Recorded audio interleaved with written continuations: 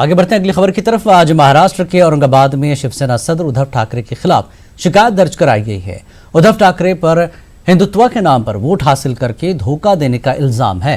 शिकायत में कहा गया है कि उद्धव ठाकरे, प्रदीप जायसवाल और चंद्रकांत खीरे ने हिंदुत्व के नाम पर वोट मांगा और बीजेपी से इत्तेहाद की बुनियाद पर शिवसेना को वोट दिया गया था। और जेएनयू तालिब इल्म नजीब अहमद की गुमशुदगी मामले में अब 20 फरवरी को समाअत होगी। आज इस मामले में राउज एवेन्यू कोर्ट में समाअत होनी थी लेकिन नहीं हो सकी। वहीं नजीब की वालिदा फातिमा नफीस का कहना है कि नजीब की वापसी तक हमारी लड़ाई जारी रहेगी। पिछली समाअत के दौरान सीबीआई ने नजीब की मां को कॉल डिटेल रिपोर्ट मुहैया कराने से इनकार कर दिया था। एजेंसी ने कहा था कि सीडीआर मुलजिम को मुहैया कराई जा सकती है, मुतासरीन को नहीं।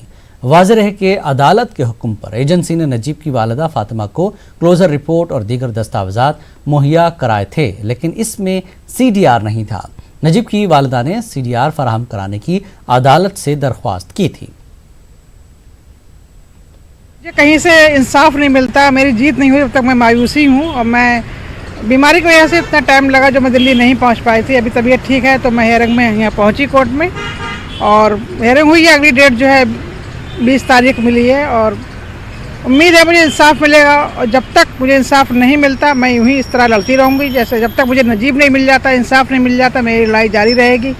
मुझे उम्मीद है कि शायद कभी ना कभी सरकार मेरी तरफ देख ले, मुझ पर थोड़ी मेहरबानी करके मेरे बच्चों को ढूंढने में कुछ मदद करे, एजेंसियों को दोबारा से शुरू करा दे।